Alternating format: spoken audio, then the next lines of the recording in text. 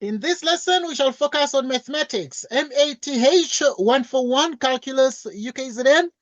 We shall look at techniques of integration and a lot more. Right, last time we actually looked at question 1 for tutorial 4. Okay, let us decide together what or which questions you think are worth doing and which questions are not worth doing. Okay, for example, so please, I think that that will be important because we can look at a lesson that can do all of them. But to do all the questions, you will need like 4 hours. On average, would need a planned 4 hours on a TAT. On average, I think. If we can spare like 4 hours or 3 hours, we can finish a TAT.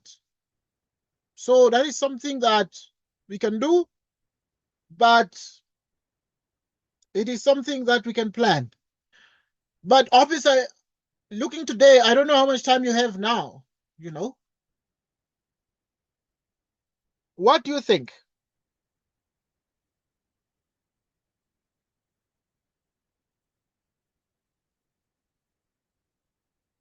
Okay, for example,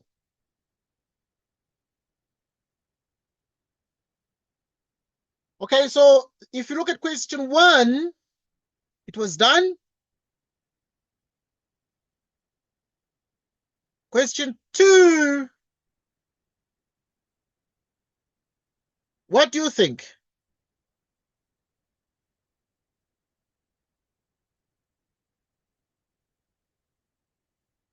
How much time can you allow us to have now from 2 o'clock?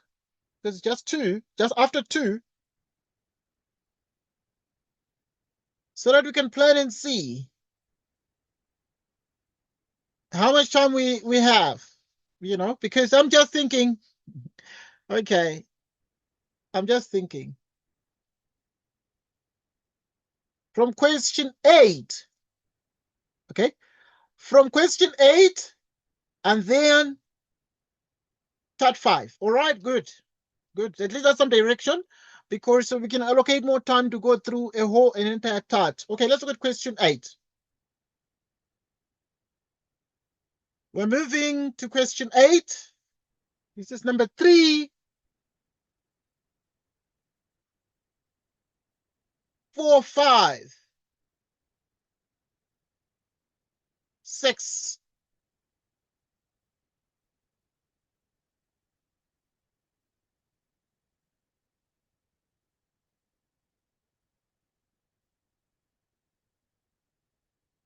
7, 8. Okay, good. Let us look at question 8. Now, question 8 is as follows. Evaluate this integral here using a trigonometric substitution. And then in B, we shall look at the method of partial fractions. But obviously, the two methods converge in terms of the answers being similar or identical to each other in a way, or equivalent solutions. Okay, now to do this one, to do a trigonometric substitution, you need to look at the fact that it is a sum. It is a sum that involves a square, and therefore the best way to do this also to look at the degrees. This is x cubed, and the degree of the denominator is 4, meaning there's no division that is possible, and therefore would let x be equal to the tangent. Let x be the tangent of theta. Now, if x becomes the tangent of theta, we can write here, let x be the tangent of theta, which means that dx is the secant squared of theta d theta.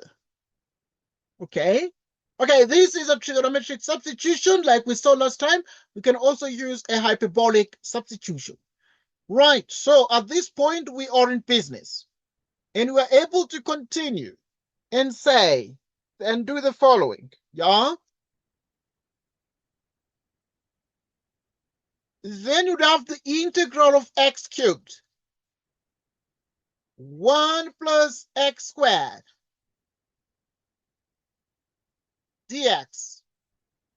Right, so now we have x cubed. X cubed, it's going to be the trigonometric tangent of theta cubed.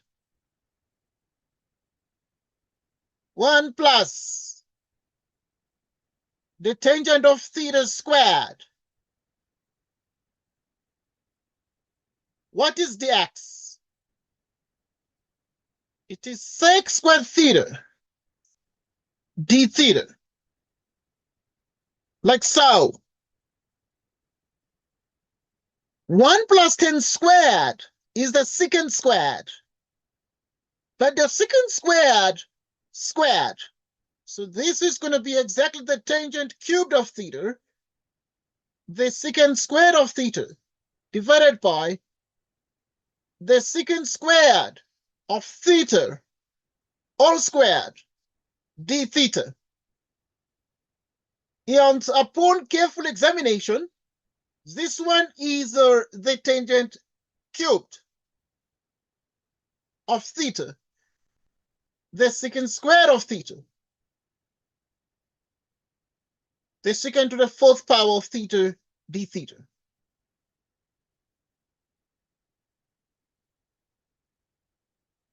So now, at this point, this is a secant to the 4th power. So now, if you have the secant squared, such that it simplifies and divides the sec to the 4th power, you would have the secant squared in the denominator. And this would give us 10 cubed theta divided by the secant squared of theta d theta. Okay. Because we're cancelling the square with a square in the 4th power. This allows us to continue and say, this would then be what? Okay, so you need to look at this and reason and think. If you can let u be the tangent, then the derivative of the tangent is what? The derivative of the tangent is the secant squared. This is tempting, but let us examine this. So if you let u be the tangent of theta, this would mean du is the secant squared of theta d theta. And now, what then is this? So in other words, at this point, d theta is du divided by the secant squared. Okay. This is what we have. This is exactly what we get at this point. So now we'd have to look and examine the fact that this is what we have, and this is going to be, if you substitute here, it's going to be sec to the 4th power. And it's going to actually take us back to what we had here. And hence you need a different trend of thought. So this would then become the tangent. Now this tangent, you need to write it differently. You need to write it differently. So you need to write it as the sine cubed divided by the cosine cubed 1 over the cosine squared. Like this.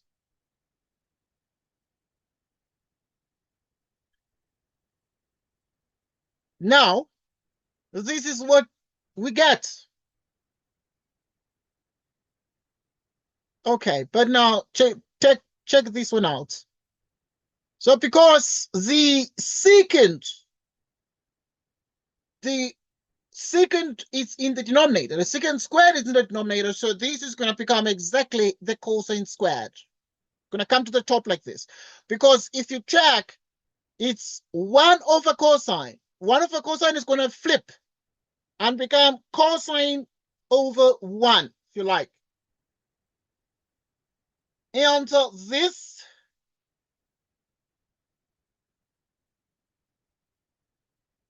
which is the integral.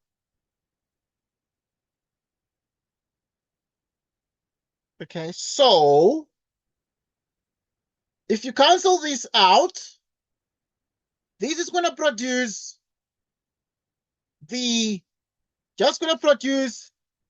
cosine theta d theta. Just that way. Okay. Now, at this point, you need to look at these and reason. And think about what this will bring. It is tempting to use a couple of substitutions. So now what you then can do is to attempt to use a couple of substitutions. Like if you then can say, at this point here, let u be the sine of theta, yeah? And then du is going to be cosine theta d theta.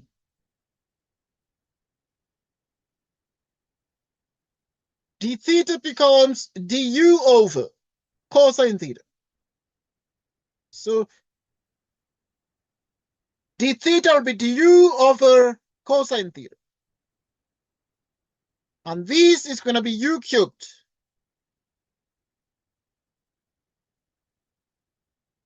And then if you check very carefully, what will that bring? Okay. It will not bring anything useful because it's just going to become here a u cubed. And then this one is going to become du over cosine theta. And then the cosine is going to become cosine squared.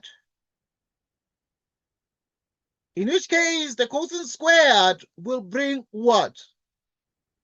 1 minus sine squared, which is 1 minus u.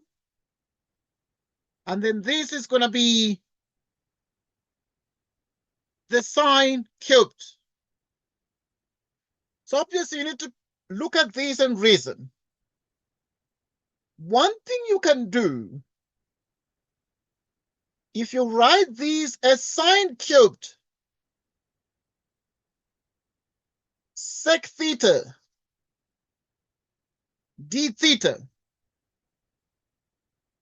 what can this give? Because you can be able to write this as the sine squared. And the sine of a cosine is the tan. And then the sine squared. Right, and you look at this and reason what this would mean.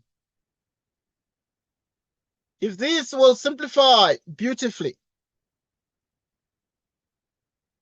Right, so you need to think very carefully, but we shall decide now what method is the best to use for this particular question. Right, we shall decide now what method is best to use for this particular question. So we are pondering. Right, we are trying to reason this out to see what the best way to solve this question is. Right, so we have the sine cubed, for instance, with the secant. Normally, these ones do not go together, but in case they do, the sine and the secant, then you actually can be rest assured that you can do something extraordinary. Okay, and by and large, it appears that what you can do here is to break the sign to sine squared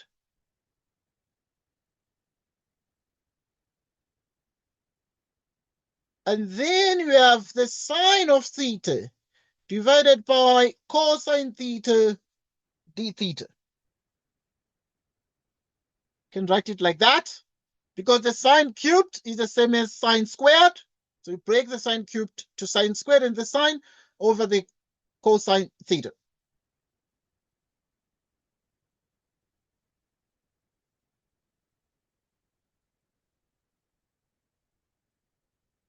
Okay.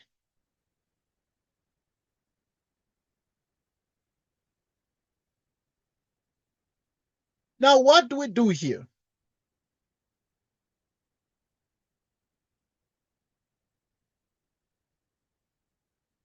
Okay, so we get to this point. But the minute you get to this point, it is clear that the sine squared can be seen as 1 minus cosine squared theta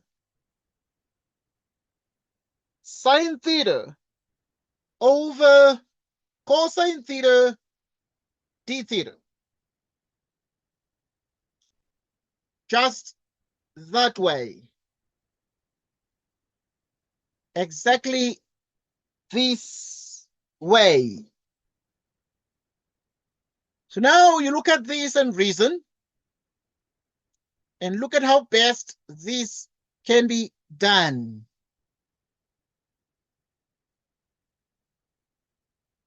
Okay. Now you can use the U substitution at this point. So if you have, for instance, the integral 1 minus cosine squared theta sine theta cosine theta.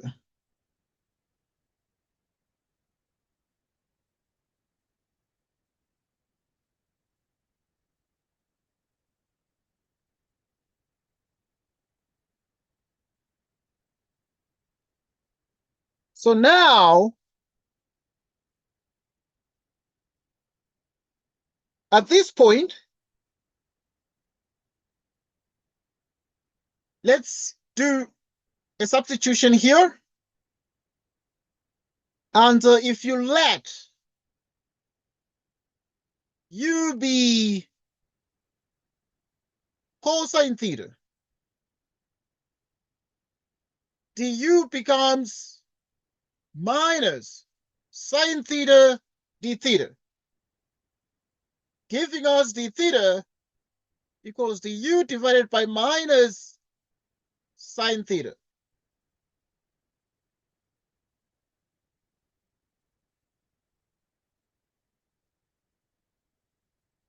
Which is the integral of 1 minus u squared.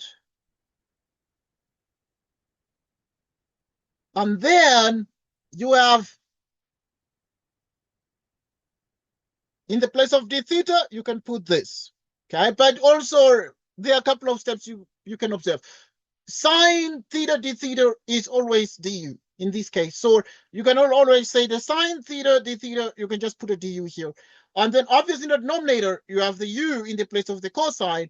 But simultaneously, it is very popular to replace the d theta by the fact that it is du divided by minus sine theta, allowing a cancellation like this. All right, so at this point, you have the minus 1 over u. In other words, 1 minus u squared divided by minus u du.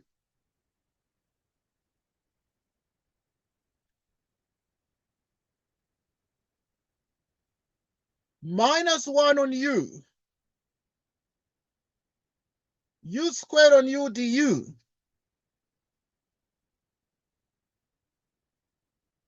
Giving us minus 1 on u, and this is going to be u du. Minus the natural log of the modulus of u, half u squared plus c. Minus the natural log of the u, and u is cosine theta, plus 1 half u squared is cosine squared theta plus c.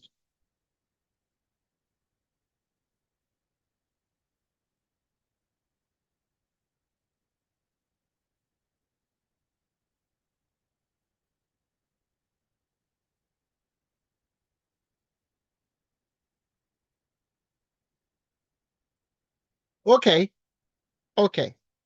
At this point, we then said x is tan theta. X is tan theta. So now we can use some triangles here because we know that but, so we can write a but here. But x is tan theta. Okay, we need to put back the x in the answer. We need to put back the x in the answer, but we can see our answer is in terms of theta, but the question 8 was given as a function of x. So we must actually, work backwards to the variable x. So in other words, if x is tan theta, then what do we do here? What we need to do here is to examine carefully and use the triangles. We know the triangles. Okay, if you use these triangles, you will see that x is tan theta. So this is the angle theta. The tangent is SOHCAHTOA. Opposite of adjacent. Opposite of adjacent. The hypotenuse therefore becomes, by Pythagoras theorem, the sum of the squares on the shorter sides, which is going to be 1 plus x squared. Just 1 squared plus x squared square root by the Pythagorean theorem. This yields negative the ln. Right, negative the ln. Right, yeah. Yes, Shingi, I'm finishing a lesson now. Can I give you a call when I'm done?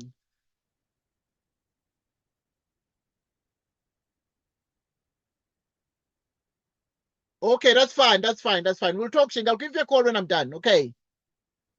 Okay, thanks, Shingi. All right. Okay, now we continue. Now we need to find from the triangle cosine theta. So cosine theta, according to this, is adjacent over hypotenuse. Theta is this one, adjacent over hypotenuse, which is 1 over the square root of 1 plus x squared.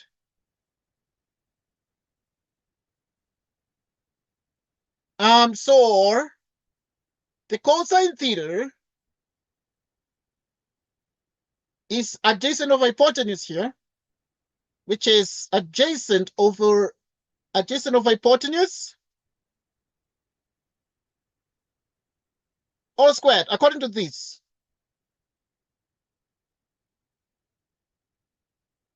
So you have this 1 plus x squared. You square this.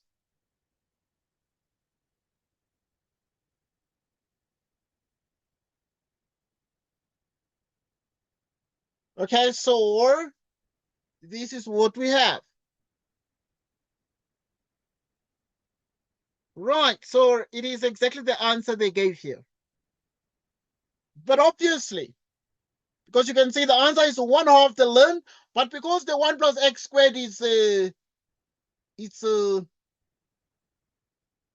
non-negative. So that is why we're at liberty to put some round parentheses. As much as the more formal ones is the modulus, but this expression is never negative because we're squaring all the reals. Squaring a real number makes it positive, but yeah, we get this answer. And it is exactly this. So this is the answer then that obviously was obtained. But let us go through the steps that we used before we drew the triangle. We started by actually using the trigonometric substitution.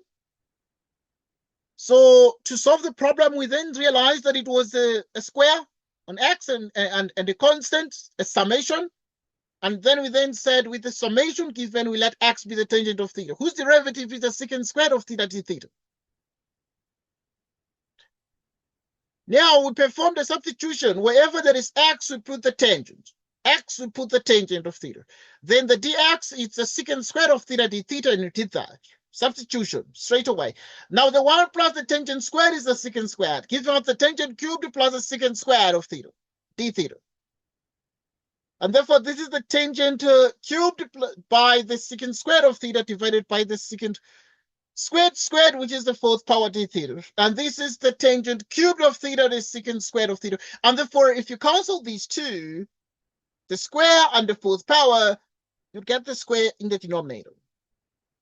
Obviously, we have to look at this and reason, because as this stands, these are not bodies that go together. The tangent and the secant normally go together, but as a product. But at this point, they form a quotient. Something a bit amiss.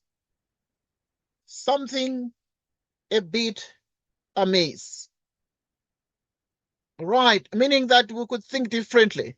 But these problems, you can think of them in so many ways. You can think of them in so many ways. Okay, but one thing we can do, one thing we did, was to then say the tangent is the sine cubed theta over the cosine cubed, because there are many ways to kill a cat here.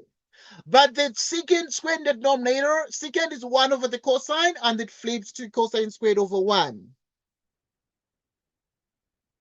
And therefore, the cosine squared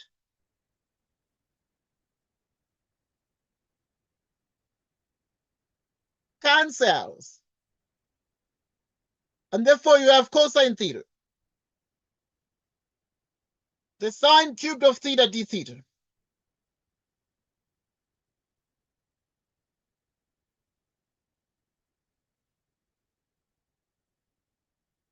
So that in the end, then you have the sine cubed. The cosine theta in the denominator is 1 over cosine theta, giving us the secant. But we decided to spread this around because the sine squared can be written, the sine cubed can be written as sine squared times the sine of theta. But already the secant is 1 over cosine. Right, so at this point, the sine squared is 1 minus cosine squared theta, sine theta over cosine theta d theta. 1 minus cosine squared sine theta over cosine theta d theta is what we're getting here. And then we have to look at this and think of what to do here at this point. But one of the things we could do, and one of the things we did, was to let u become the cosine of theta, whose derivative is the negative sine of theta d theta. And making d theta the subject of the equation gave us d theta equals du over minus sine theta. 1 minus u squared. Sine theta over u. And this cancels out. And this is what we have.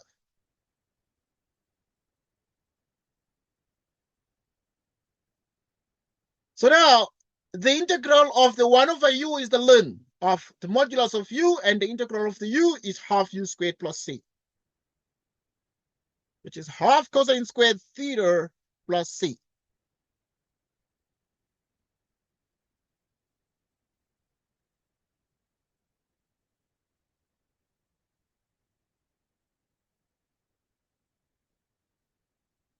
So this is what you have.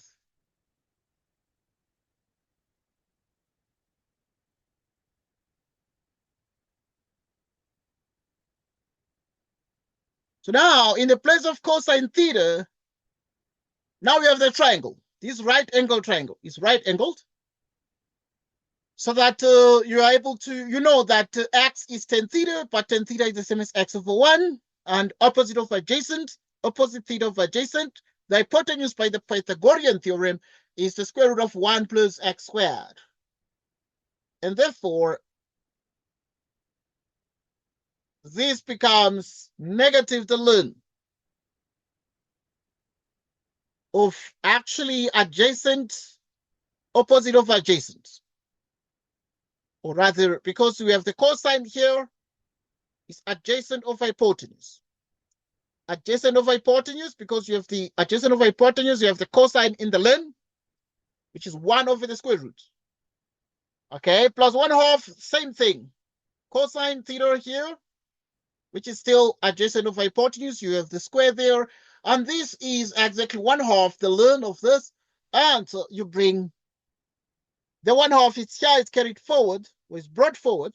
You square this, it becomes exactly this, plus c. Okay, so I already added the c, so no point to add too many c's there. So this becomes the answer, but once again, it is exactly the same as the answer given. Okay, however, let us continue. Okay, this is the trig substitution, trigonometric substitution. We need to use the method of partial fractions. Partial fractions, yeah? So let us look at this one, partial fractions. So we have x cubed divided by 1 plus x squared squared. Let us look at these and reason together.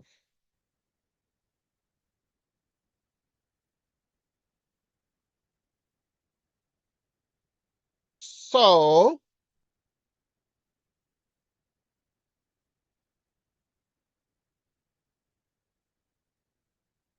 okay, so now,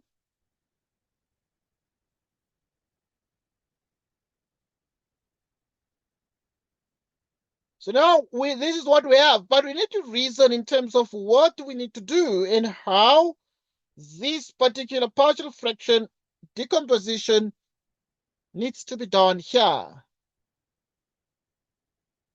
Okay. So right now, this is exactly the same as. It must be ax plus b divided by 1 plus x squared.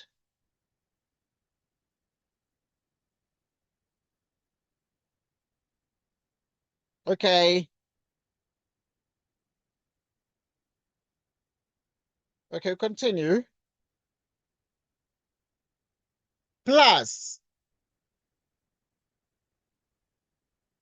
bx plus c, rather cx plus d, yeah? Cx plus d divided by 1 plus x squared squared.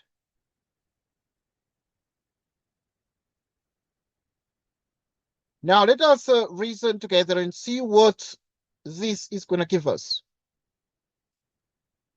Okay.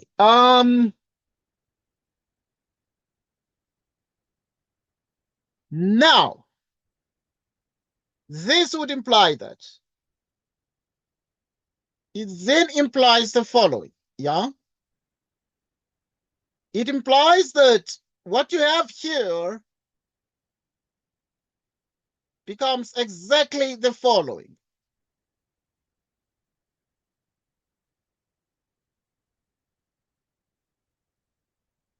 Becomes exactly the following. Now, take a look and reason with me. Because when you look at these carefully, what exactly are we able to see here?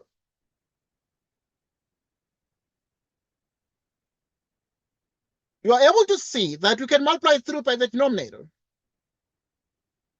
giving us x cubed, ax together with b, 1 plus x squared, cx with d. Okay. So that then by distribution, which is exactly ax plus by distribution. So we have ax and then you have ax cubed.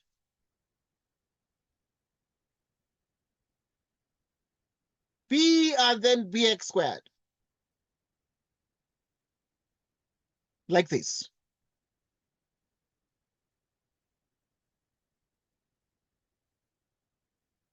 So now, ax cubed. And then you have the bx squared. Okay. Moreover, you have the linear terms ax and cx, which would give us a plus c x.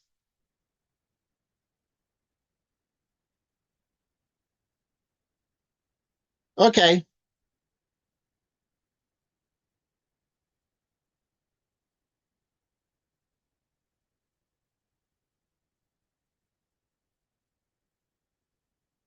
Okay, so now a is 1.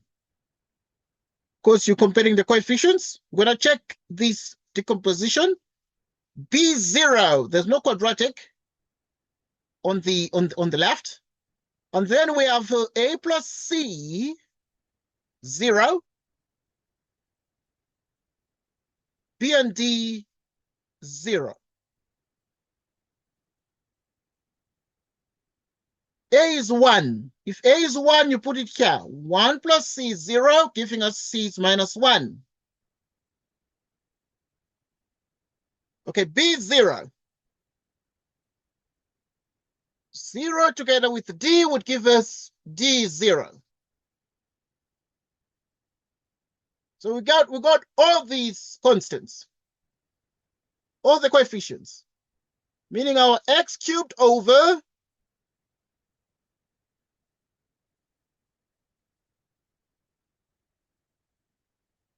1 plus x squared squared. It's A is 1, which is x over 1 plus x squared minus x divided by 1 plus x squared.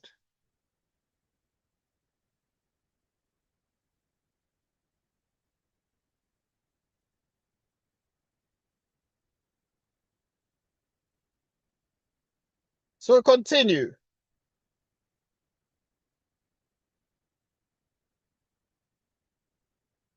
We continue.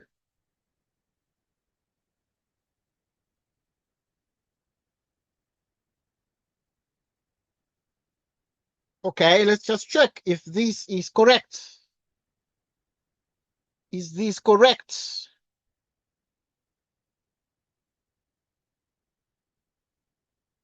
Well, it is correct. I must tell you that, but the way to check is to add. So you can do a quick check. And the quick check is by algebraic addition. 1 plus x squared squared. To divide these by that, you get 1 plus x squared, you multiply x plus x cubed minus x. X cubed divided by 1 plus x squared, squared like this. Let us perform the integration now, because the partial fraction is already there. So we have the integral of x cubed divided by 1 plus x squared squared dx. The integral of 1 plus x squared dx minus the integral of x divided by 1 plus x squared squared dx. This one is easy to evaluate. Here you need to let u be the interior, 1 plus x squared. And you can do the same here as well. So we can do that. Let u be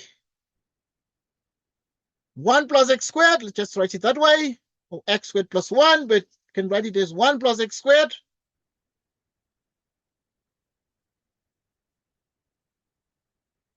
Du becomes 2x dx. This is the integral of x over u. Du over 2x minus the integral of x over u squared. Dx is du divided by 2x. You cancel this, you cancel that. So that now we have the integral of 1/2 1 over u du. 1/2 the integral of u to the minus 2 du.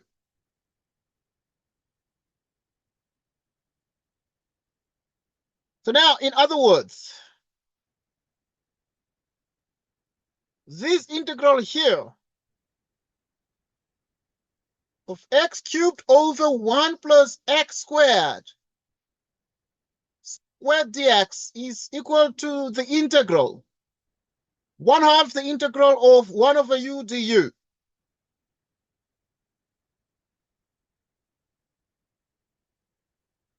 One over u du minus 1/2 the integral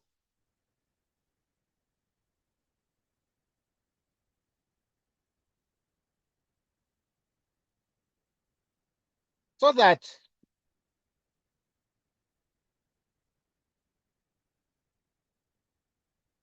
you have the ln of u plus 1/2 u to the minus 1 plus c.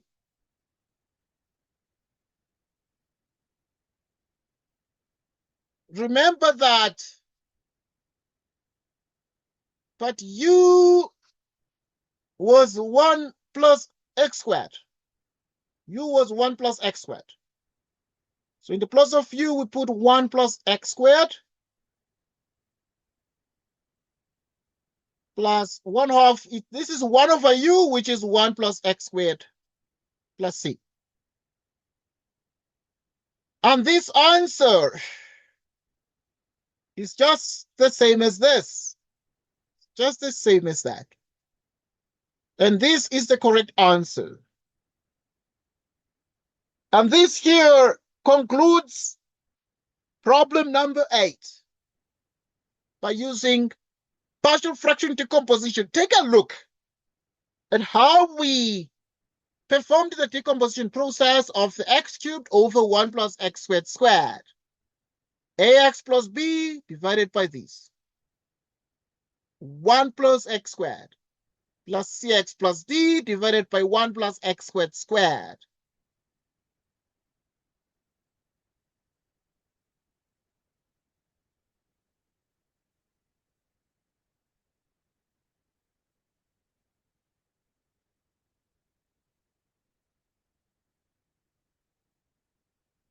Okay, we continue.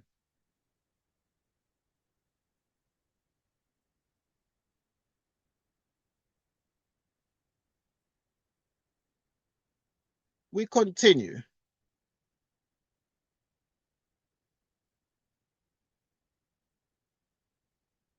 Now move on. We move on.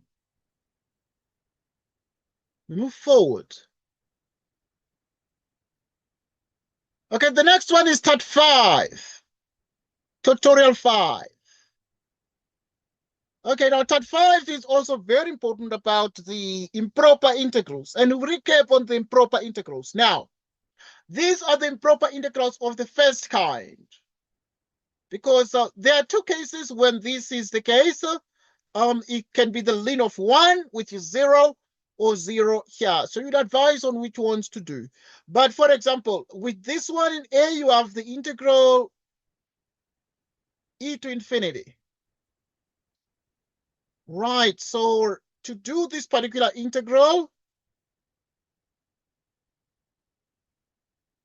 we take the limit as b approaches infinity, e to b 1 over x ln x cubed.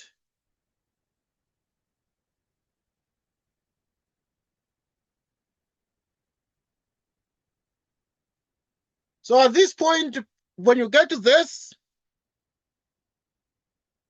you need to find the integral of this. And to find the integral of these, what you need to do is you need to have the integral of this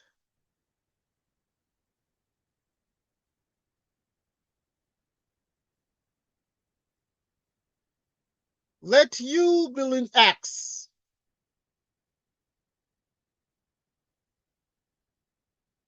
Dx.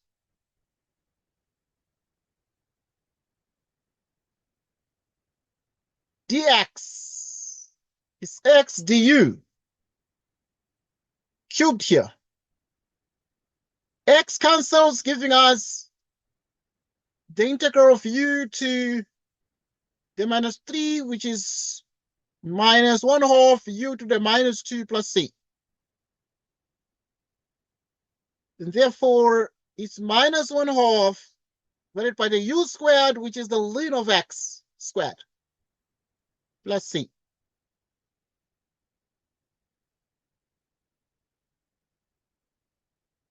B approaches infinity. So the integral of this is the same as this exactly.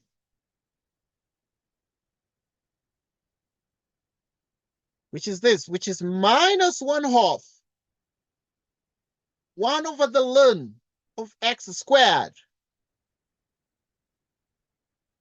And this is from B to A. Beginning from the margin with the limit. B approaches infinity.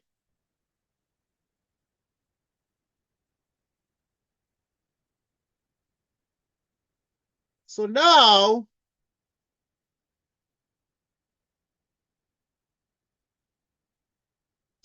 you have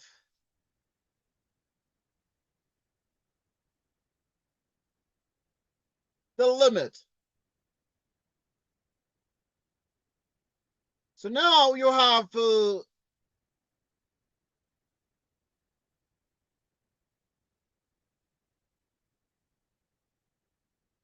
ln of e is 1.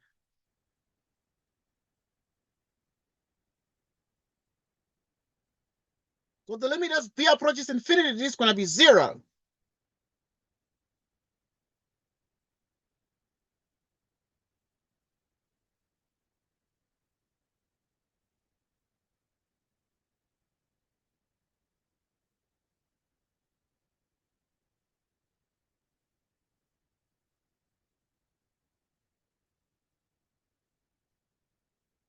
So this is the answer.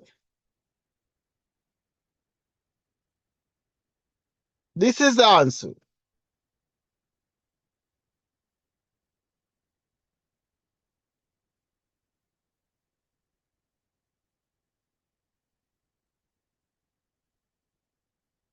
So the answer is 1/2. And because the 1/2 is less than infinity, this 1/2 is less than infinity, evaluate the integrals that converge.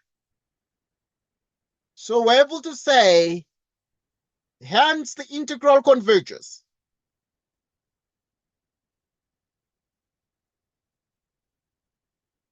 Hence the integral converges.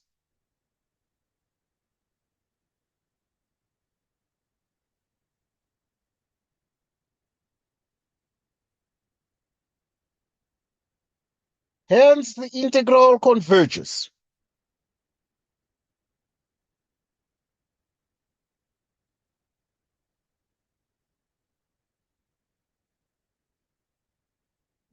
So we have exactly that. Right, now we need to continue and do more. And do the next question. The next question is B. The next question is B. And these ones here constitute what we call improper integrals. These are improper integrals of the first kind.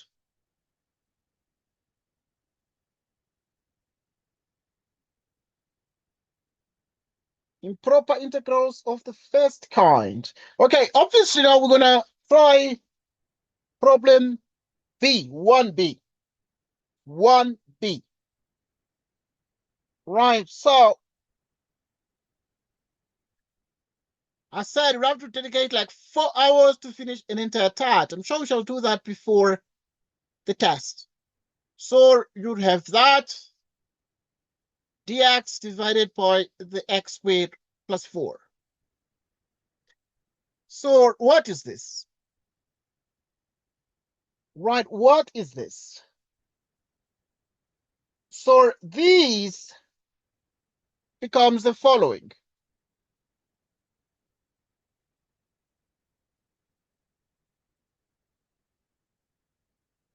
So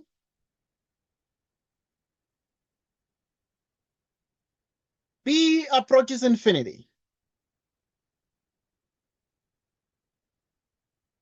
of the integral,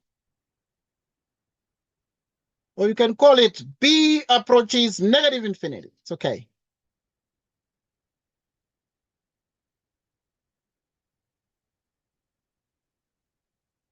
B approaches negative infinity. It's the same thing, but you can also do it for b positive, etc. Okay, b approaches negative infinity. And then you have b to 2. Dx divided by x squared plus 4. What is this? Okay, this one, because the sum of squares is x squared plus 4. So what you do is you let x be the square root of 4, the tangent of theta. X becomes the square root of 4, which is 2, the tangent of theta. Dx is 2 sec squared theta d theta.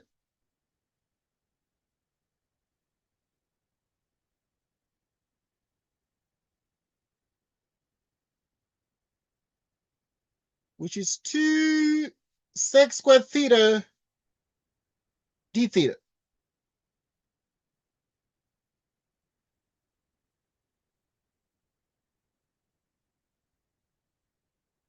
Okay, let us perform the integration here. Meaning that whenever you have this integral here, the integral of dx over x squared plus 4, here it is this one, x squared plus 4, which is 4 10 squared theta plus 4. The dx is 2 the secant squared of theta d theta. So this one is like 2 out of 4, which is 1/2 secant squared. The 10 squared plus 1, you factor out the 4, it's going to be 10 squared plus 1. And therefore is the secant squared. Secant squared over secant squared is 1. And therefore the integral of that becomes theta plus c. And what then is the theta? What then is the theta? From this, it is clear that theta is arctan x over 2. Arctan x over 2 plus c. Meaning this becomes the limit as b approaches minus infinity. What is this particular integral? Is 1/2 arctan of x over 2. Okay, maybe let me write this at the bottom, beginning from the margin, so I can write a bit more clearly. Right, okay, we are 1 minute. 1 minute. So you have, therefore, that this here is the limit as b approaches minus infinity. And it becomes exactly 1/2 arctan of x over 2. And it is b to 2. Like this. The limit b approaches negative infinity.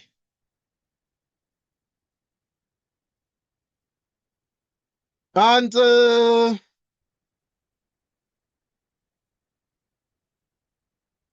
which is exactly arctan. You put 2 here, it's going to be 2 over 2, 1, minus arctan of b over 2.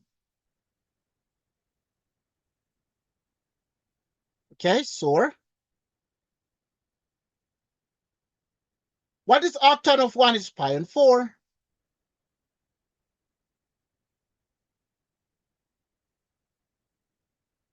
Arctan of infinity. Arctan of infinity. It's pi on 2. So pi on 4 minus pi on 2. From 1/4, you remove 1/2. You're going to be left with minus pi on 4, which is minus pi on 8.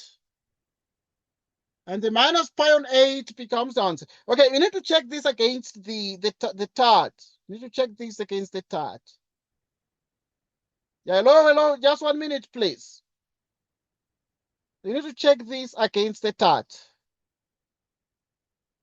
We need to check this against the TAT. So now, the answer must be close to this one, minus pi on 8. So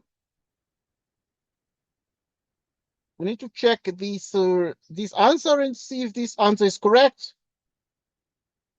So you have the integral here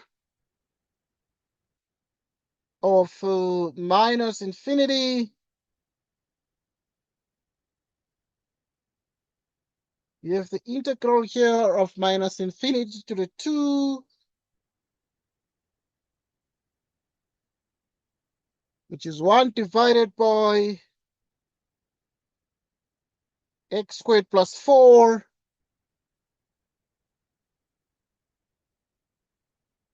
Okay, which is 3 pi on 8. Okay, this is minus infinity. Check this out. So this is minus infinity. So if this is minus infinity, you put it here, it's going to become minus minus, giving us a plus. Yeah? And when it gives us a plus, this is going to become a quarter plus pi over 2, which is 3 pi on 8. Which is 3 pi on 4, excuse, yeah? 3 pi on 4. Yeah, 3 pi on 4, because it's 1/4 minus 2/4, and then 3/4 of pi, and therefore it becomes exactly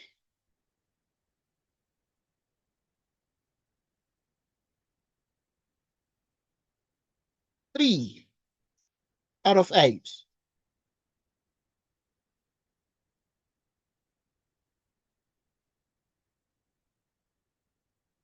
Okay?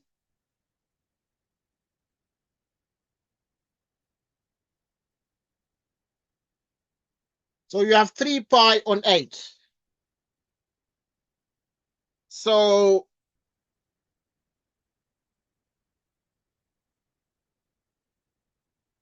3 pi on 8, and therefore this becomes the answer. Becomes exactly the answer. So think about this and make sure you understand it, because I'm going to be right back. I need to open the door for someone. Somebody's knocking on my door. I need to open, and then we're going to continue and do part 3.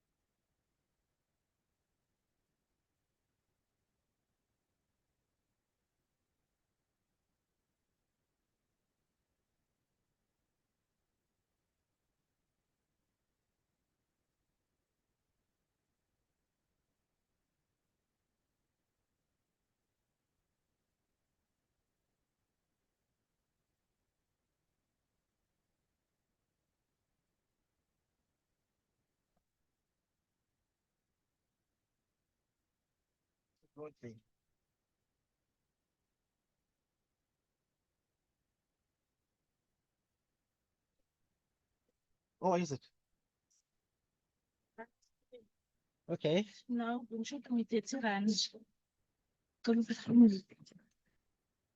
Let me see what I can get for you.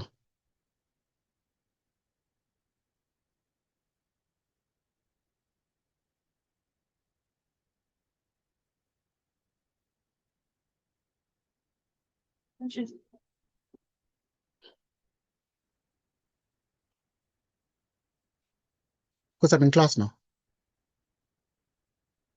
So yeah, think about it. Okay, yeah, I'll just ping to someone. My apologies. Okay, so now, let me see.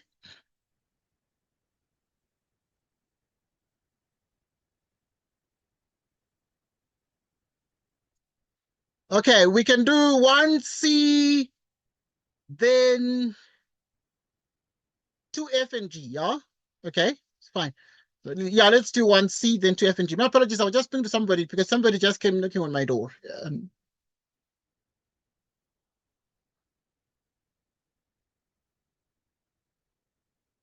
Okay, we continue. Let's do 1C. Let me see.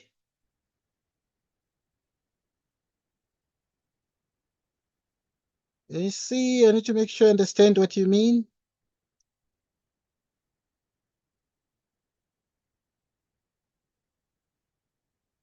Oh, you meant 1E, 1E. Okay, that's fine. That's fine. That's fine. Okay, so let us go to 1E. 1E. Okay, good. And once again, these questions we can dedicate like 4 hours to do a full tart. Just playing around with the questions to make sure that you understand everything. Now let us do, for example, 1A. And then now to do 1E, the couple of things that are very important. So the way we're going to do this one, we're going to use, consider this as an improper integral of the first kind. So this is also an improper integral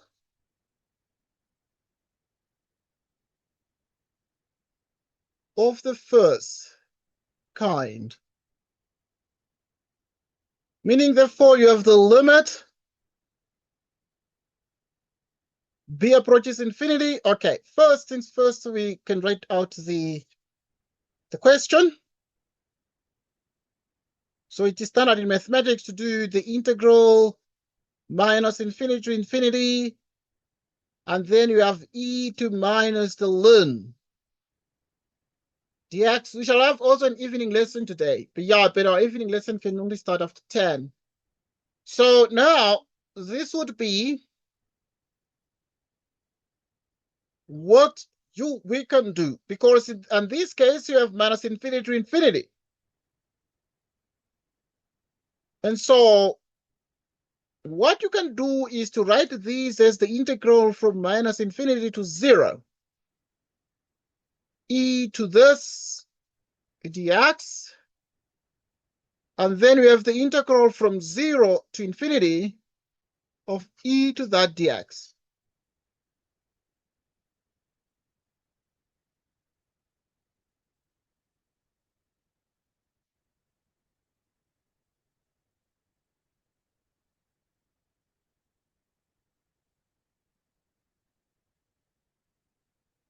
So now,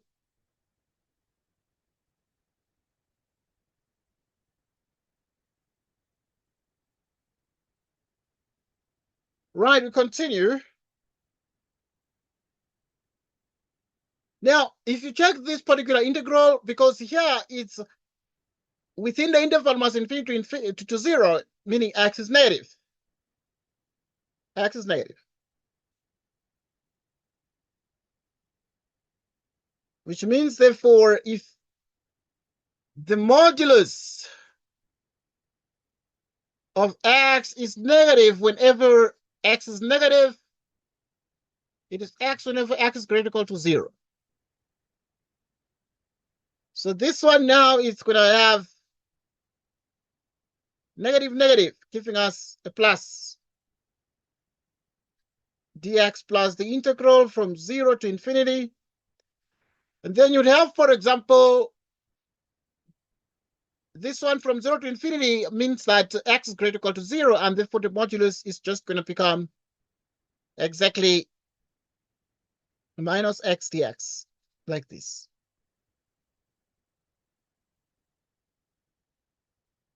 So that in the end, this is what you're getting.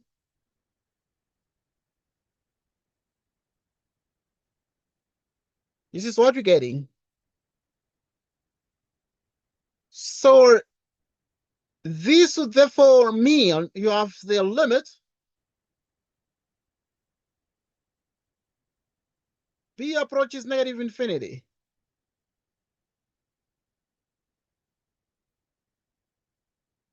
B to 0. E to the x dx. And then you have the limit b approaches, can use a different symbol here if you want, b and c, for example. So it's going to become, for instance, c approaches infinity. 0 to c e to the minus that dx.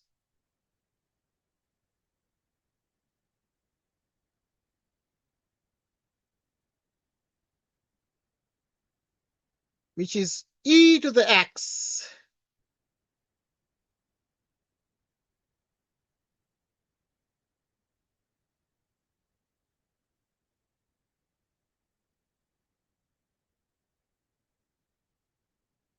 From 0 to c. Now, if we continue with that up here,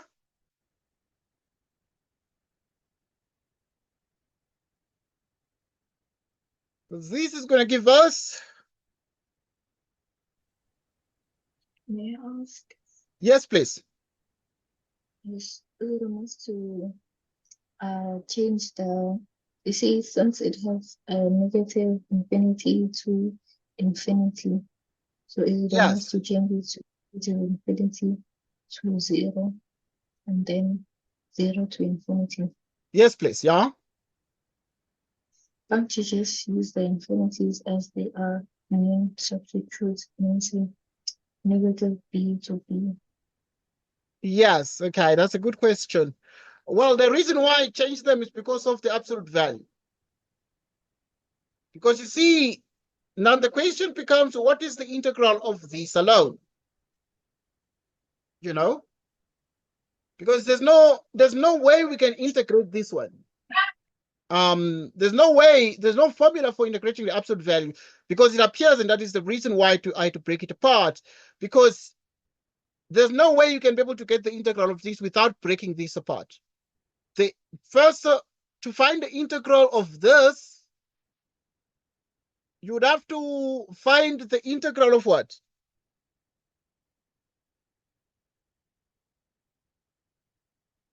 Of this one and the integral of this one. So, and hence you need to break it into two pieces. Why? Because of the absolute value. Okay, because the question remains, okay, we can do minus b to b, yeah? But still the question is going to become, what is the integral of the, what is the integral of the e to the minus modulus of x dx? What is the integral of this? You see that? So this integral itself is going to become a mystery to do, and you have to break it to the positive part and also the positive and the negative, according to the definition of the absolute value. At this point, you have the following.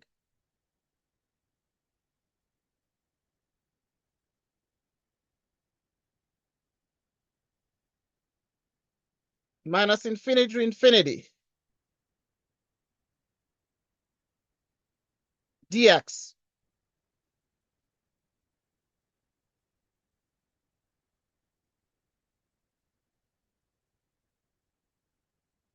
b approaches minus infinity of the integral e to the power x from 0 to b, the integral c approaches infinity. And then for the c, you have minus e to the power minus x 0 to c. Minus e to minus x 0 to c, giving us the limit b approaches negative infinity.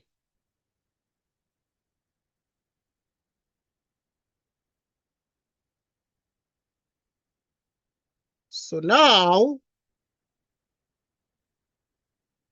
which is e to the this, e to the minus 0. So now if you take the limit, if you apply the limit as b approaches negative infinity, this one is going to be e to the negative infinity minus 1 plus, here you'd have minus, okay, this one is going to be infinity.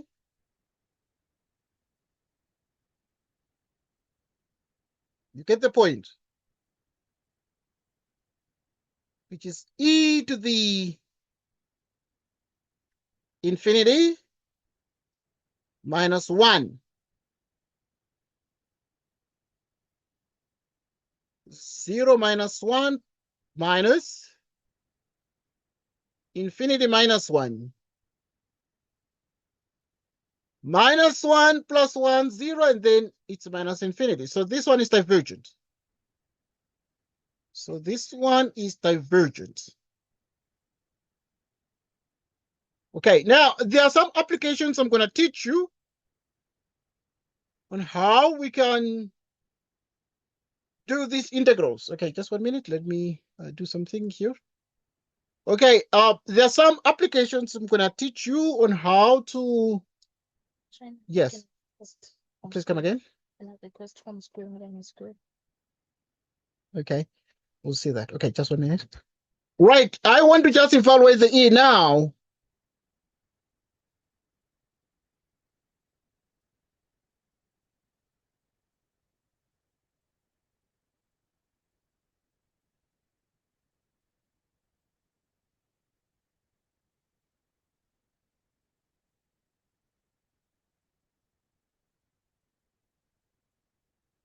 Which is the absolute value of x.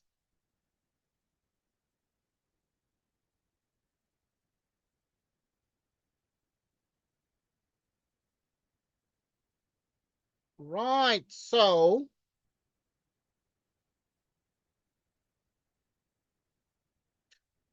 okay, check this out, that there's a small error.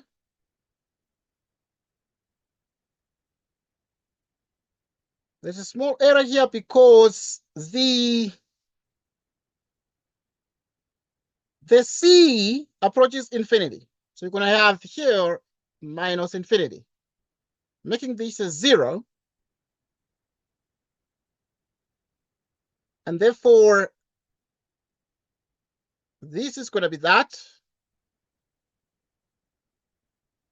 plus, so it's going to be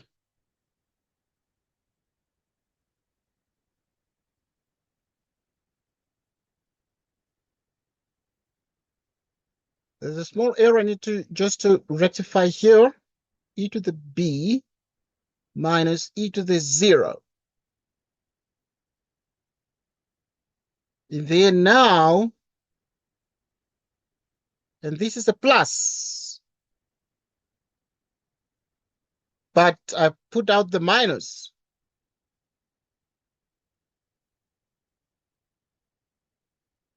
Right, and this would give us 0 plus 1. Okay, there's a small thing I need to just verify here. Something is not adding up. Something is not adding up. Because this is minus infinity to 0, which is exactly this here, plus this one here, So this is all fine. The integral is okay. And then we're adding here, which is the negative put out here, which is e to the minus c minus that.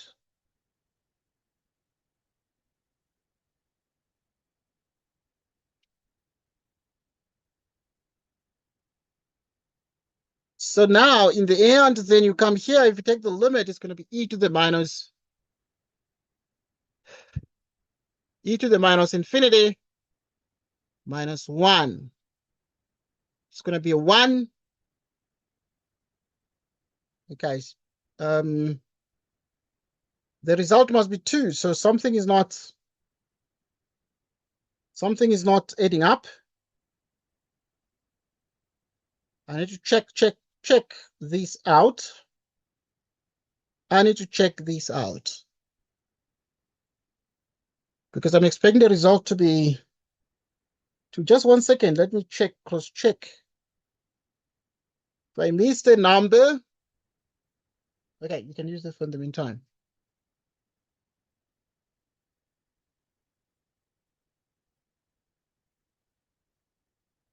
Okay, I need to just check if the numbers add up correctly.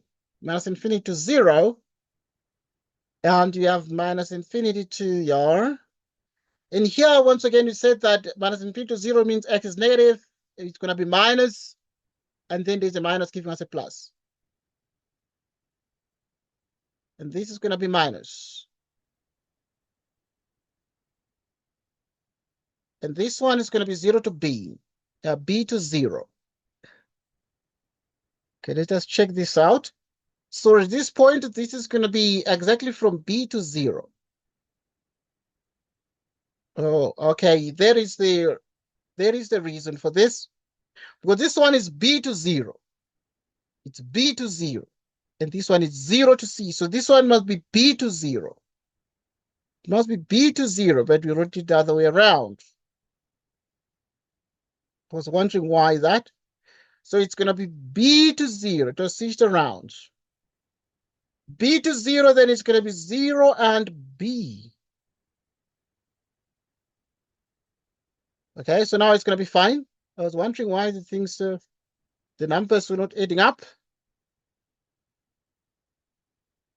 So that this is going to be convergent. So now this one here is going to be this one. The e to 0 is 1 minus e to the minus infinity. And this becomes 1 minus 0. And this is exactly 1 plus 1, which equals 2.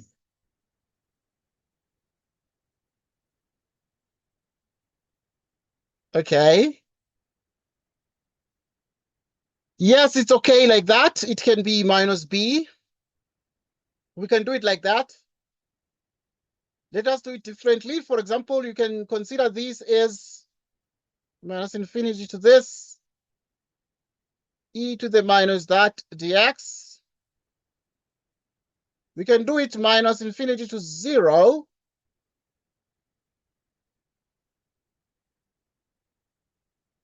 Dx plus, because of the absolute value, we break it apart. We break it to the negative and the positive.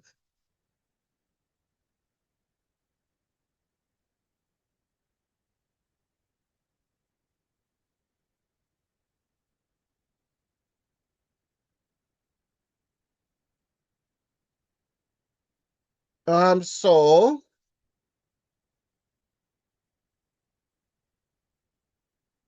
okay, you can write it like this. Then you can write it as the limit as b approaches infinity. Meaning you have minus b to 0, e to the minus dx, and then you have the limit, which is 0 to b.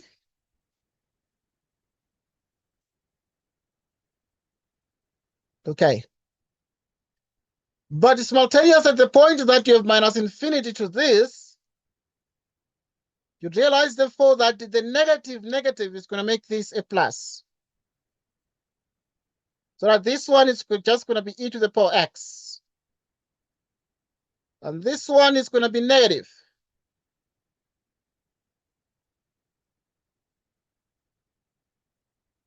Like that. And so if you do the integral of this, it's going to be the limit b approaches infinity,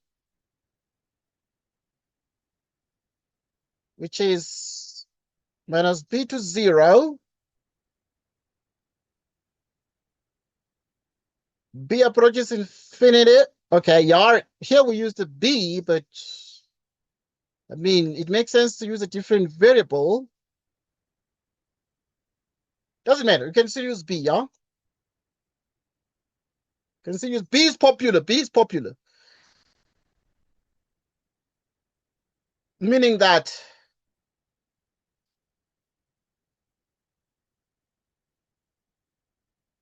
you have this 0 to b. Sorry. Yes, please. Yes, can you please explain how you got, you see the absolute value of negative x, yes. So like how did you get e to the power x and then the other one you got e to the power negative x? Okay, yeah, because the definition of the absolute value is such that the absolute value is x whenever x is greater or equal to 0. It is minus x whenever x is negative.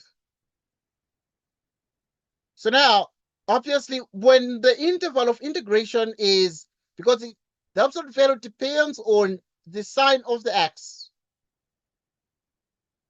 So now, whenever you are integrating between minus infinity and 0, it means that x is negative. Here it means that in this interval, it means that x is what?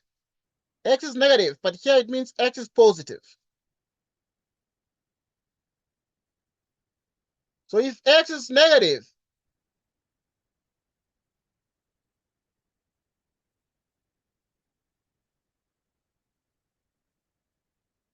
okay, so when x is negative, now it means what? X is negative, then the absolute value is negative. The absolute value of x is negative x. You get the point? When the absolute value, if x is negative, like between minus infinity and 0, x is negative. These are negative numbers between negative infinity and 0. Negative infinity and 0, here you have negative numbers, but from 0 to positive infinity, these are like positive numbers. So these are negative numbers, meaning the e of minus the absolute value of x is going to be e of minus the absolute value of x is going to be negative. So that it becomes just e to the power x. So this one is going to be e to the power x. And then whenever now you're integrating from 0 to infinity, it means that the x's are positive here. When the x's are positive, then the absolute value of x is just going to be x, which is e to the minus x.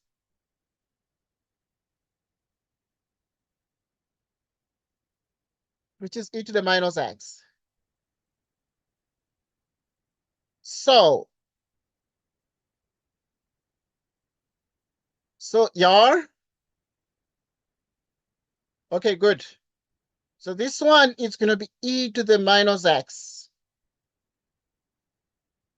I'm just using the notation of the fact that we can just write everything b to infinity and then put minus b here and put b there.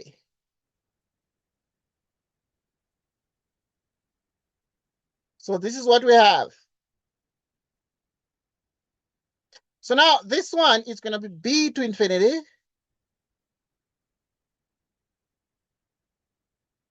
And then if you substitute, it's going to be e to the 0 minus e to minus b. Plus the limit as b approaches infinity of e to the minus b minus e to the minus 0.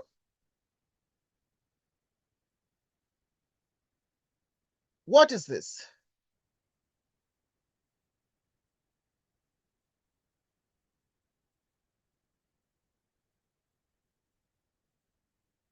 This is the limit.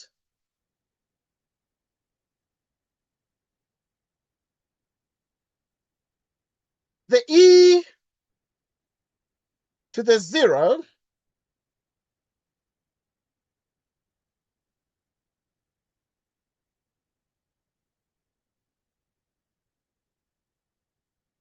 1 minus. Yes. See? Okay, just 1 minute. So now we're going to have that exactly.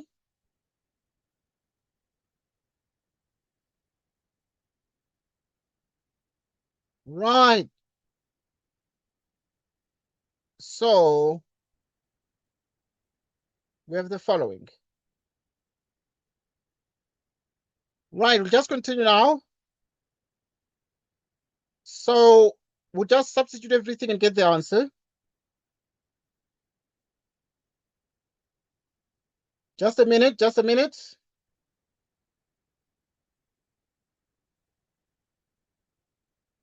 Right, just 1 minute.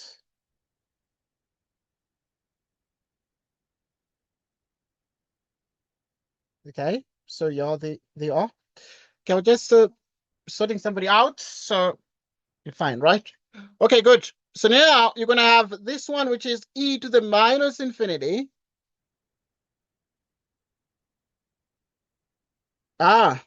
This integral is going to be negative. It's going to have a negative, meaning this one is going to be negative.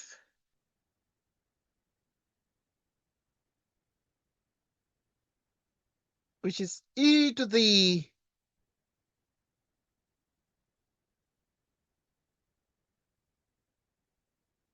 which is 1 minus 0. And then this is negative. So now this becomes negative 0 minus 1. Okay, because the interior infinity is 0. So that in the end, this is 1 plus 1. Negative by negative is plus. 1 plus 1 becomes 2. Meaning, in particular, this integral here is convergent. It's convergent. So yeah, think about it. Make sure you understand it. And then think about which other question we need to do now. Think about which other question we need to do right now. Which other one do you think we need to do?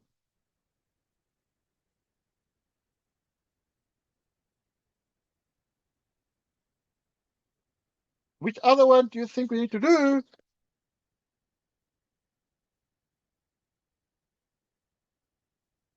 Okay, then you said F and G. Okay, good. So now we can do F and G. Let us do F. To do F, we have the integral. Right, we have the integral. Is it coming? All right. So we have the integral from minus infinity to infinity.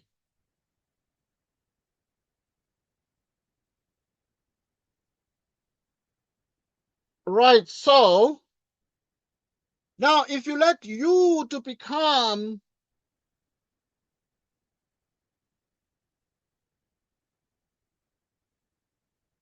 if you let u to become, for example, x cubed.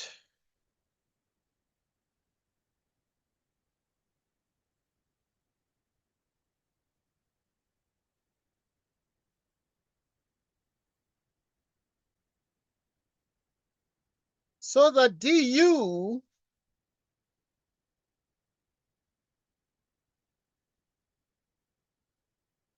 becomes this.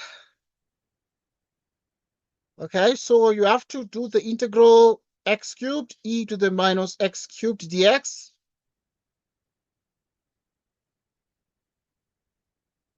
x squared e to the u. Dx is du over minus 3x squared.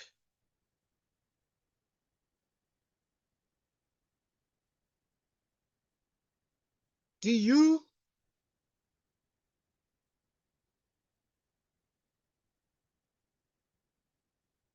okay, 2f and g not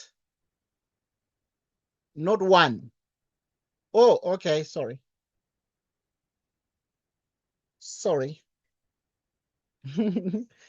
Oh, we're doing 1g. So yeah. So let's go to 2. Is it here? All right, good. So now we continue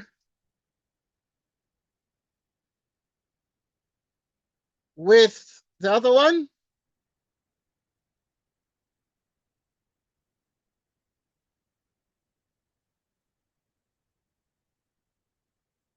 Right. All right, fighting. Okay, we continue now to do 2f.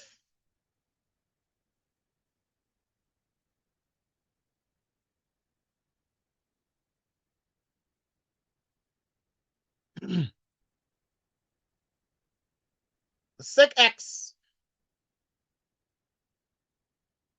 dx.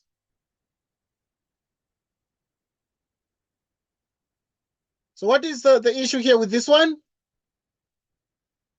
How is this an improper integral? It is an improper integral because the cosecant is 1 over cosine.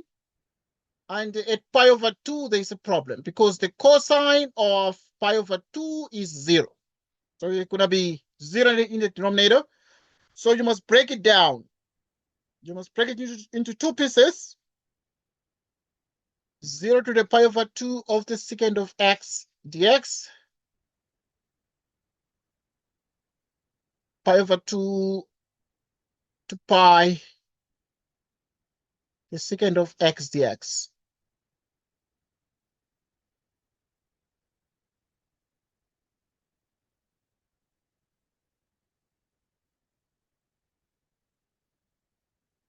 So then what are we supposed to do here?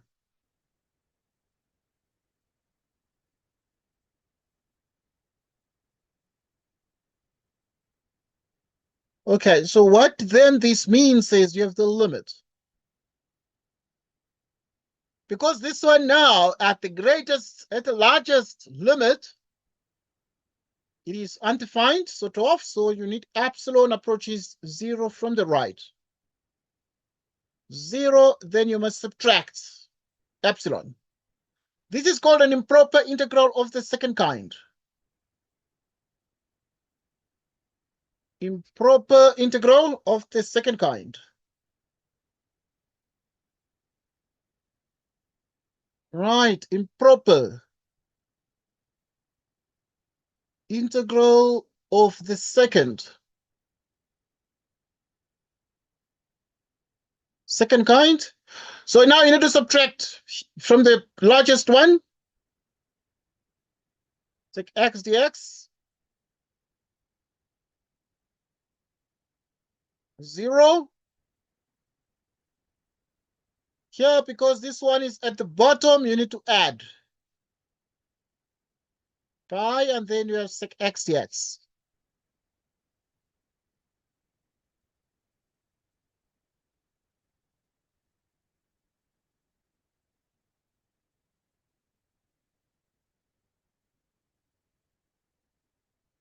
So we continue. We continue. So now, what is this?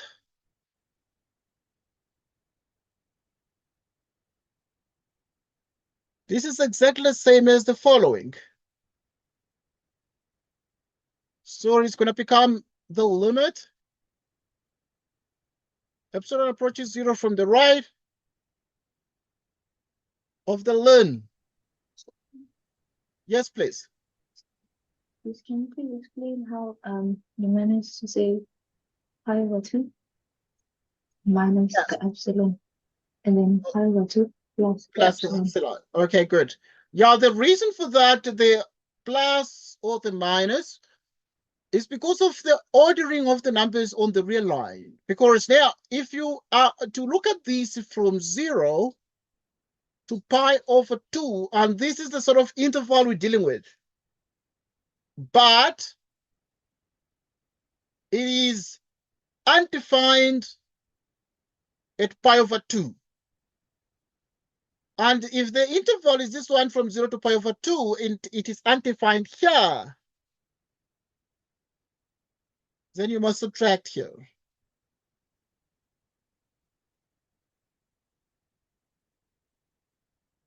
So you must subtract.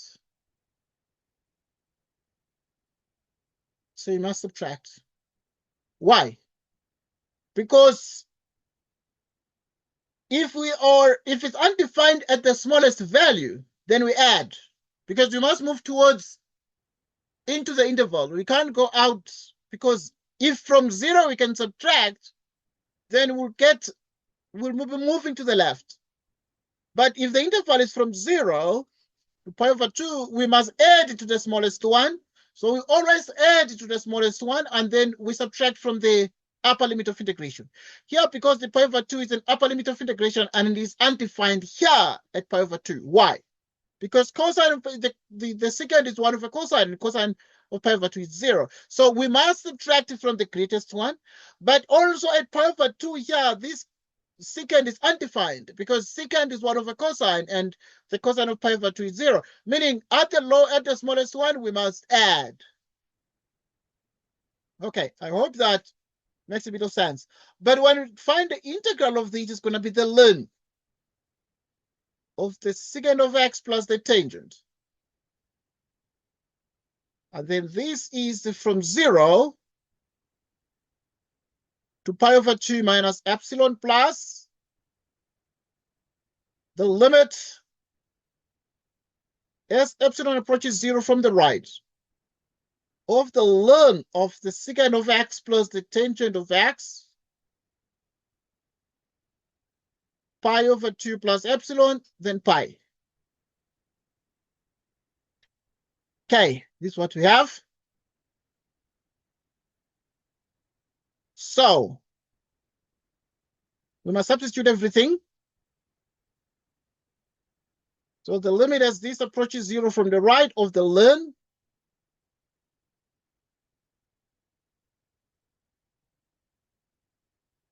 okay, so this becomes a secant of pi over 2 minus epsilon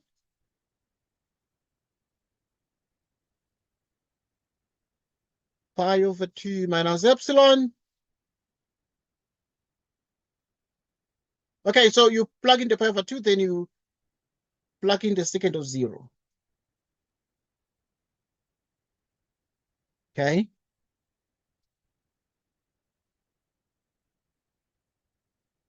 Which is plus the limit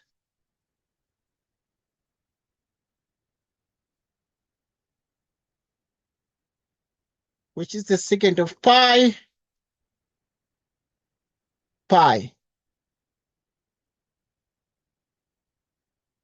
the secant of pi over 2 plus epsilon plus the tangent of pi over 2 plus epsilon.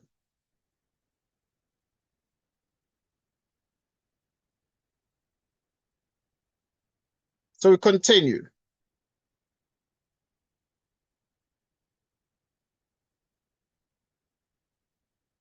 Which is 0 to pi, the secant, which is the limit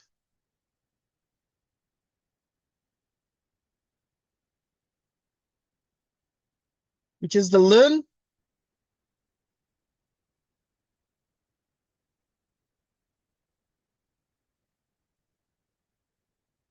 so this is the ln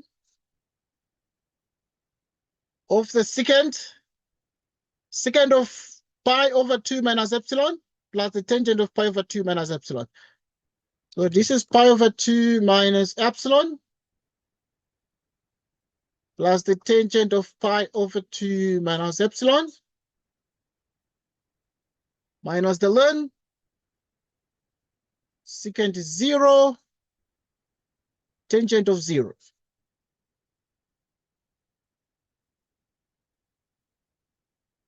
Plus the limit.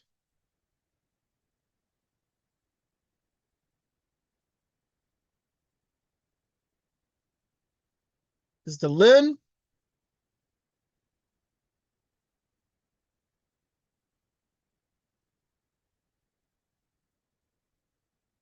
of the secant of pi plus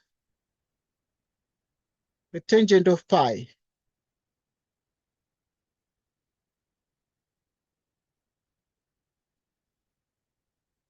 Minus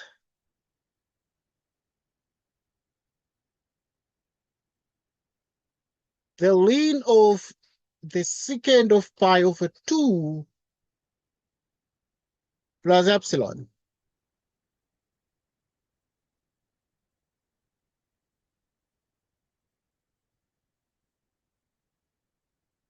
Plus epsilon. So now let us check this out when you allow the epsilon to go to approach infinity. So this one is going to be 0, 0, then it's going to be the secant of pi over 2.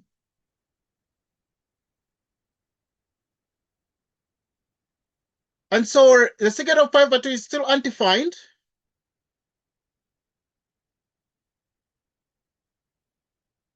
And this is also undefined.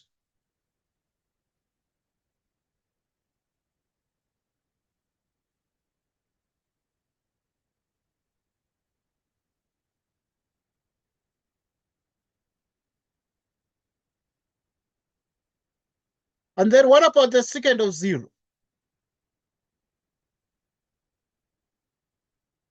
The secant of 0, it's a 1. The tangent of 0 is clearly a 0. And then you actually would come to, okay, we're analyzing this very carefully to make sure we actually have the correct answer.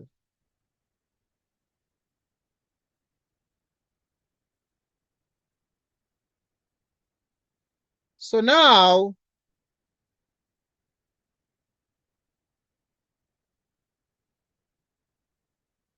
then continue as follows. Okay, we're checking this out. So we pause to check this out very carefully.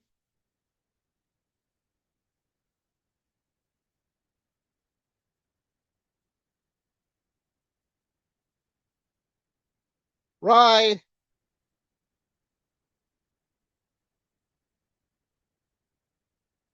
Okay, yeah, just a second. I'm just checking this out carefully to make sure that we are able to make the right conclusion, but it diverges either way. It diverges either way. Because as this approaches, okay, you can look at this and then divide this, whatever you do. Okay, but if you allow epsilon to approach in 0 from the right, it's going to be the ln of the secant, the tangent of pi over 2, the ln of 1, and this one is minus 1, because the cosine of pi is minus 1, and then the tangent becomes 0. This is the ln of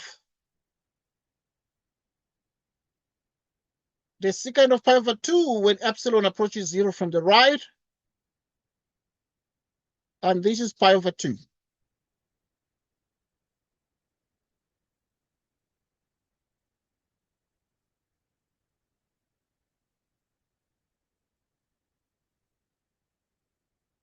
So then in the end,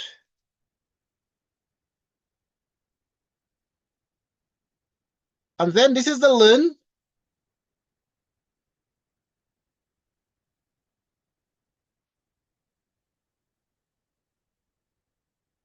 So now, this would be what exactly? This is 1 over cosine. 1 over cosine of pi over 2, and then this one you can see it is the sine of pi over 2, the cosine of pi over 2. The ln of this is 0.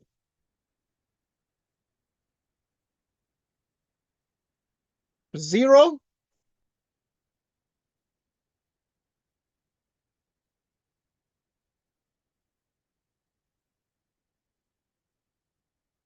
One over the cosine of pi over 2.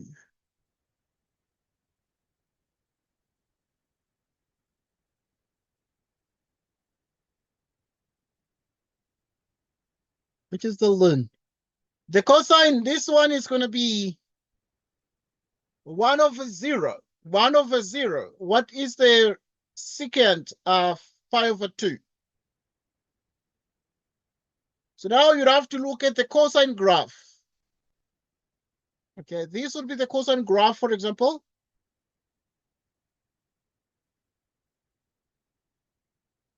Yeah, this is at 0.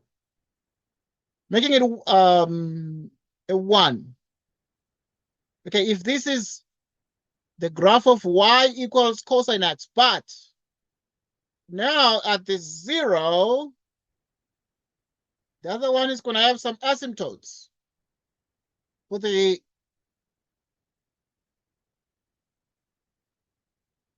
for this secant function. Right, so if this one is minus pi over 2 radians and this one is pi over 2 radians, you realize therefore that this secant is actually potentially undefined there. But whenever you have the cosine of pi over 2, for example, it's going to be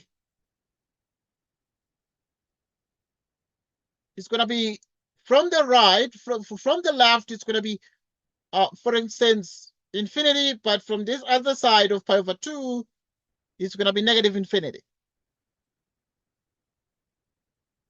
So there are two ways of reaching this infinity. But because it was pi over 2 minus, it was pi over 2 minus. So pi over 2 minus would potentially therefore be less, making it infinity. Making it infinity. You can take it at a stage where it is so apparent, very clear. Okay, you can then say at this point, for example, like this one here is fine, but you can see that it's going to be the ln at this point because it's pi over 2 minus epsilon. So it is from the left. And therefore, if you look at it from the left, you will realize therefore that it is what? It is infinity. So it becomes exactly infinity because it's the pi over 2 minus epsilon. It's like it's pi over 2 here minus you are here. And when you approach the pi over 2 like this, the graph itself approaches infinity, meaning this is going to be infinity. You have the tangent here of pi over 2. Okay. You have the tangent of pi over 2. Oh, that is something else. For this one, you have the tangent of pi over 2 in the same way. So the tangent of pi over 2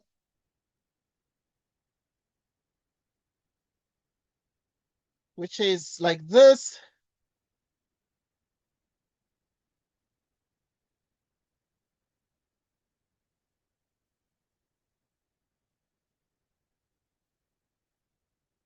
So now at pi over 2, If you approach pi over 2 from the right, because it's pi over 2 minus something, pi over 2 minus, you're like here, and it also approaches infinity. And therefore, this infinity plus infinity relates to the log graph. The log of infinity would approach infinity. So either way, this is going to be divergent. But you need to check the other terms, because now we're just picking about this one. What about this one? This one is this. This one is this. And this one is this. So, but this one, let's just see what we're getting here. Here you don't even get, because at pi, this is going to be -1. The line of -1, but modulus. So it's going to be the line of 1. Line of 1 plus the line of 1. Because it's the absolute value of -1 giving us a 1. You are back to the other things here, which is plus. This time is plus. So if it is, this is the tangent, the second graph. When now we are approaching it, but plus, pi over 2 plus, you are from this side, making it negative. The tangent also is plus, making it negative.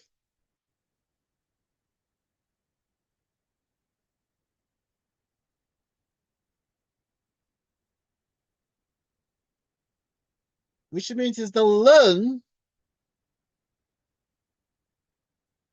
Okay, and this here is infinity.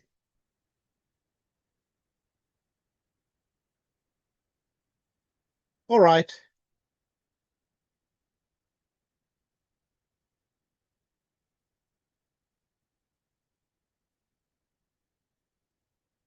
So now in the end,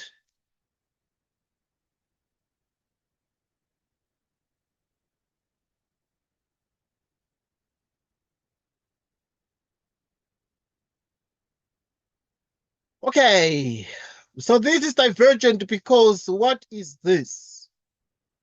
This is infinity minus the line of infinity is infinity.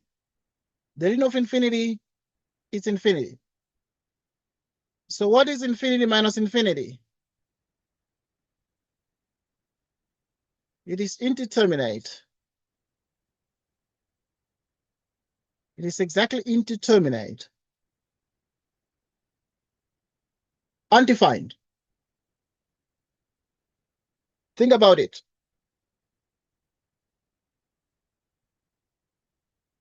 Okay, let us look at the next question.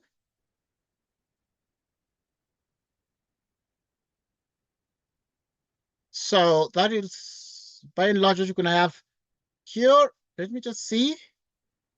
Let me just check here where you sent the comments to F and G.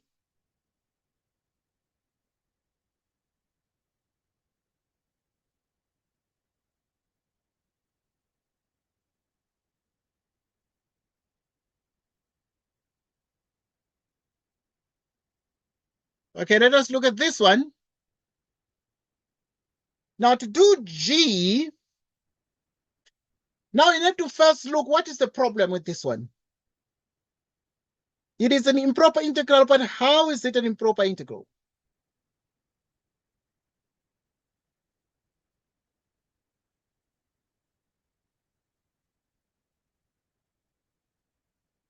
Which is 2/3.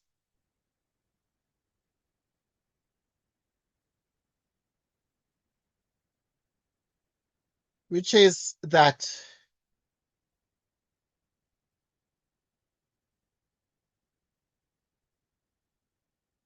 So now in the end,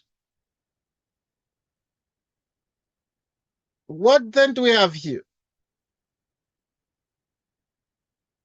It is undefined at 8 because whenever x is 8, then it's going to become 8 minus 8, which is 0. But 8 is a number that is between. So in other words, it is undefined.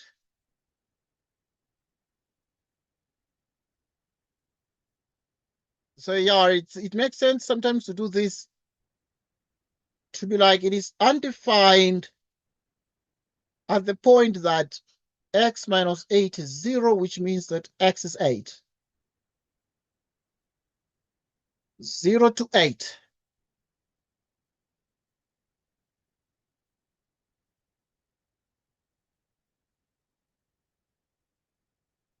Which is that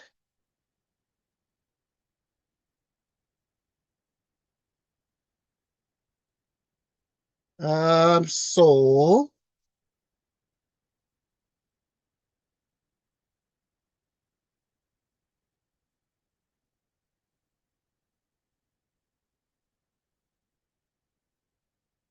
okay, so you can break it down like this, because the problem is at the number 8. Now, because the 8 here, it's the largest limit of integration, so you must subtract from it. Take the limit as epsilon approaches 0 from the right, which is 8 minus epsilon x minus 8.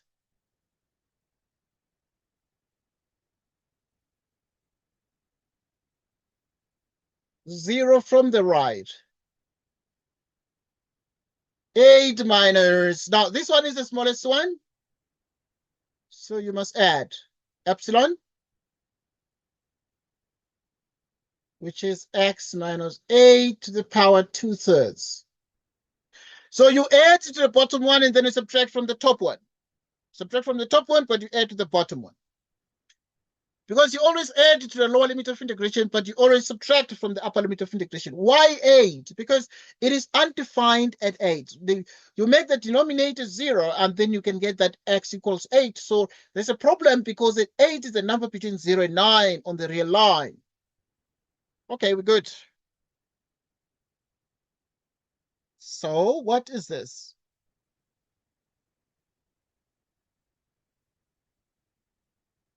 At this point, if you let u to be x minus 8, then you realize that it is what? It is the derivative of the x minus 8 is 1. So if you let u be x minus 8, then the derivative du is dx. So there's no point. Yeah, I mean it's clear. It's clear that du dx is 1.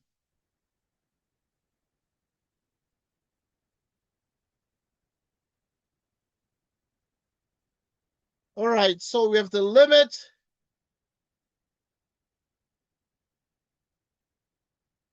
So now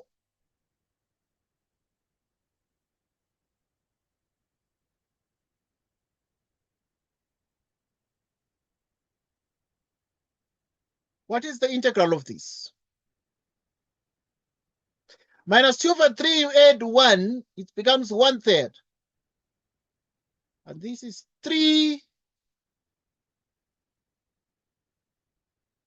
x minus 8 1/3. 0 to 8 minus epsilon.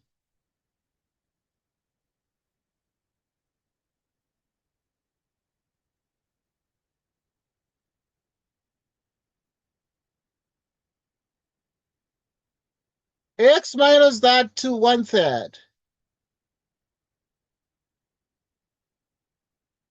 8 plus epsilon in that.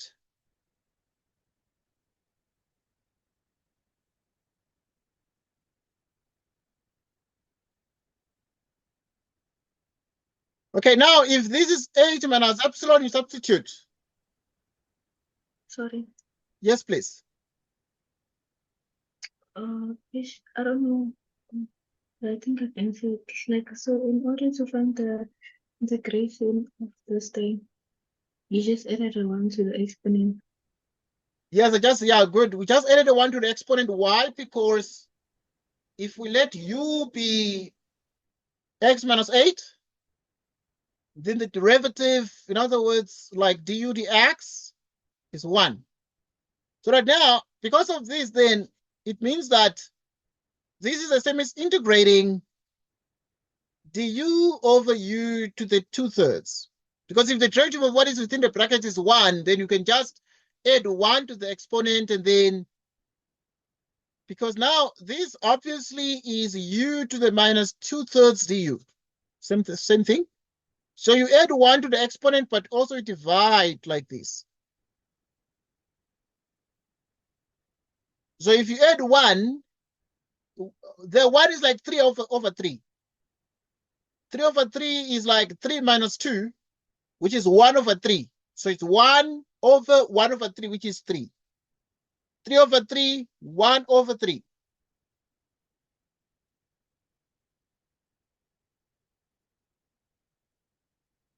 Okay, so that it's just going to become 3 and then 1 over 3. But also this one is just going to have the same integral. But obviously the u is x minus 8. So I just know that normally if ever whatever is within the bracket is like the derivative 1, du dx is 1, then you can just add 1 to the numerator and then divide by the exponent plus 1. So you add 1 to the exponent and divide by the exponent plus 1. Right, so that makes it much, much easier. Okay, now at this point, what exactly do we achieve? We're able to achieve the limit epsilon approaches 0 from the right. Okay, so this is 8 minus epsilon minus, you substitute 0 in the place of the x. Okay, so I need more. I need more, a little bit more. Okay, let us do this. Avoid mistakes. Let us consider this integral here.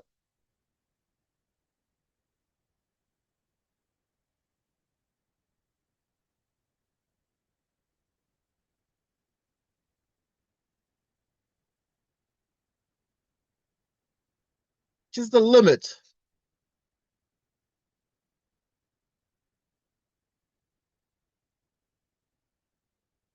Which is 3.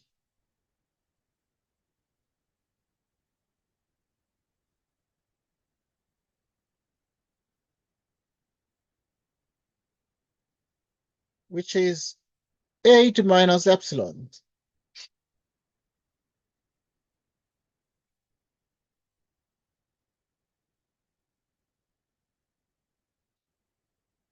One over 3.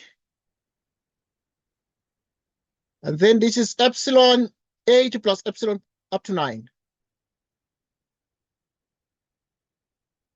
8 plus epsilon up to 9. Okay, then you just substitute everything, the limit. 3 in the place of x, you put 8 minus epsilon minus 8. 1/3 minus 0 minus that 1/3. The limit epsilon approaches 0 from the right. 9 minus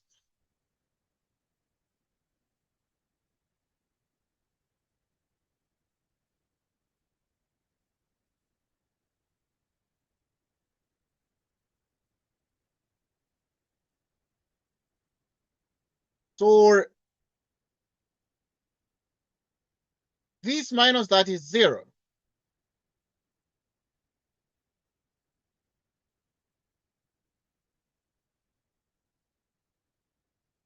So you have, so now 9 minus 8, it's 1.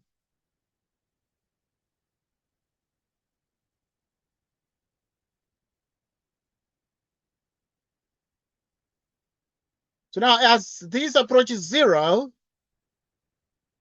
0 plus 6. And then this one is going to be 1 raised to the power 1/3. It's just 1 times 3, 3 minus 0. 6 plus 3 is a 9. So indeed, the 9 is correct. Indeed, the 9 is correct. I think we need to take a break. Okay, we will apportion more time. We need to spend like 4 hours to review an entire task. But obviously, we need to plan this carefully so that we start and are able to finish that. But on average, I think to review an entire task, it will take us nearly 4 hours or 3+ hours.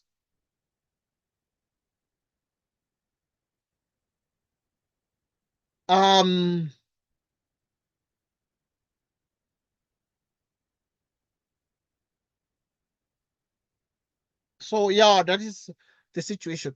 I think that we can take a break and then we'll come back. But we will actually allocate more time to discuss the full task, so that we can make sure that we understand every single bit of the TAT questions. But we also need a bit more engagement on the tasks. So it's something we shall do.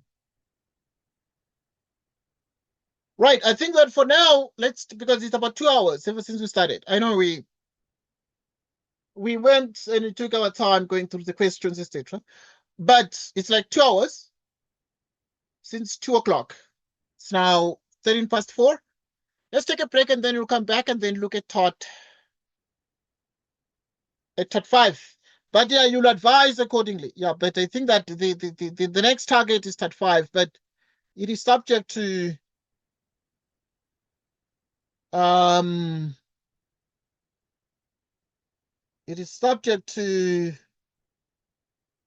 your suggestion.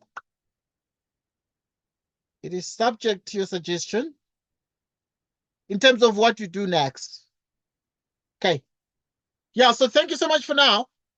Until our next meeting time, take care and have a good day. But yeah, sending the recording in the next couple of minutes. You can check the recording and see what you can learn from it.